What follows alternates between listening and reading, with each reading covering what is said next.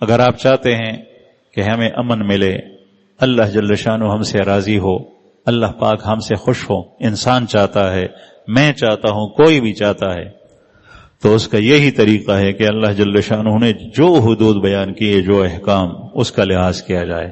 اللہ جل شانہ تکوینی ضابطوں کو شرعی ضابطوں کے مطابق بنایا جائے۔ رسول اللہ صلی اللہ علیہ وسلم کو سب سے زیادہ معجزات دیے گئے تھے، سب سے زیادہ، لیکن اس کے باوجود آپ صلی اللہ علیہ وسلم نے اللہ تعالیٰ کے تکوینی ضابطوں کا بھی خیال رکھا۔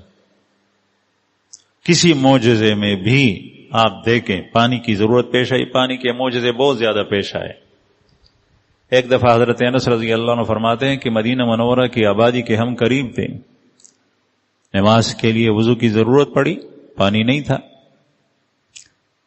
بعض صحابہ کرام ان کے گھر مدینے کی آبادی سے متصل باہر قبائل کے اندر تھے، وہ تو گھروں کو چل دیے، جو رہ گئے تو رسول اللہ صلی اللہ علیہ وسلم کے پاس پانی نہیں ہے، صحابہ کے پاس پانی نہیں۔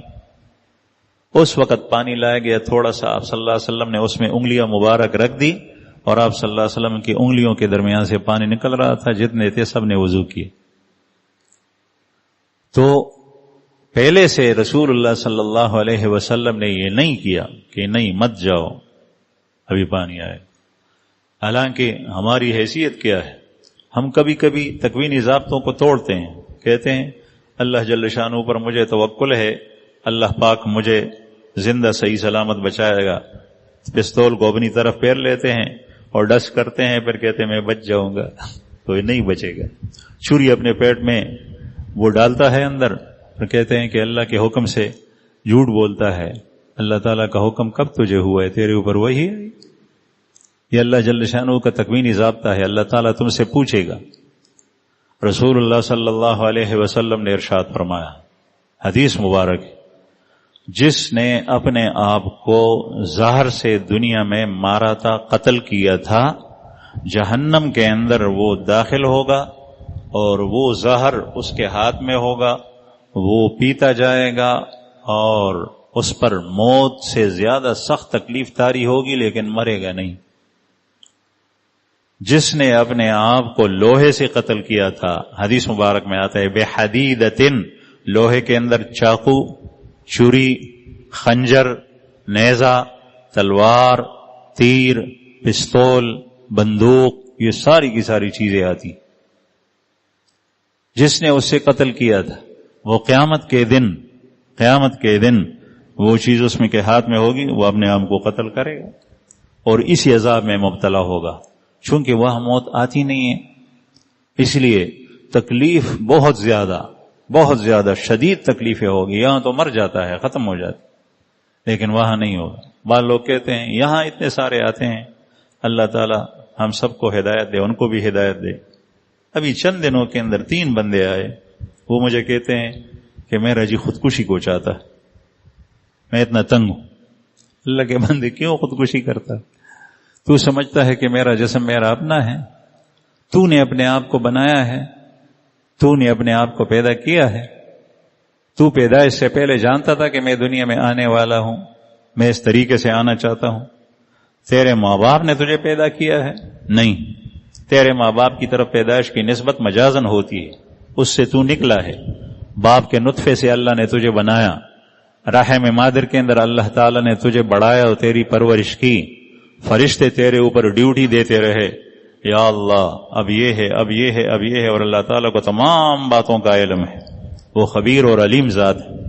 یہ اللہ جل شانہ نے تمہیں پیدا کیا ہے، یہ تیرے ساتھ جتنے بھی اعضاء ہیں یہ سب اللہ تعالیٰ کی امانت ہے، اس لیے اپنے جسم سے ایک قطرہ خون بہانا حرام۔ کیوں حرام ہے؟ آپ نے ویسے ہی چاقو سے اس جگہ کو کاٹا اور اس سے خون نکلا، یہ حرام ہے۔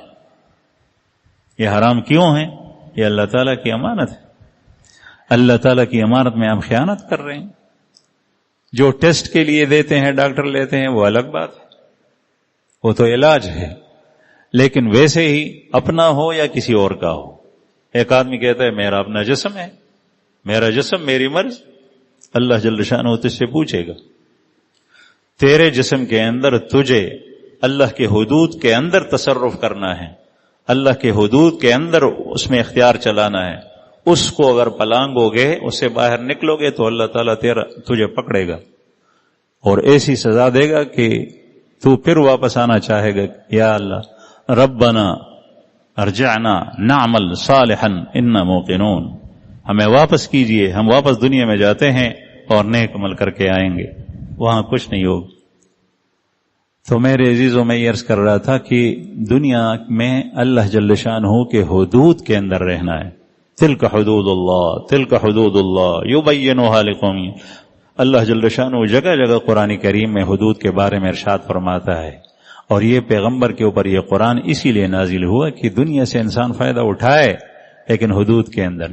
قیامت میں پھر انسان کی ساری قوت شہوانیہ اور جو طاقتیں ہیں، کھانے کی قوت، پینے کی قوت، جماع کی قوت، دیکھنے کی قوت، آنکھوں کی لذت اٹھانے کی قوت، یہاں آنکھیں غلط جگہ استعمال نہیں کر سکتے، وہاں آنکھیں جہاں استعمال کریں گے آپ کو فل اجازت ہے، کھلی چھٹی ہے وہاں پر، وہاں حدود نہیں ہے.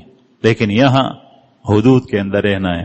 اللہ تعالی ہمیں صحیح سمجھ عطا فرمائیں اور اللہ پاک ہمارے حال کے اوپر رحم فرمائیں.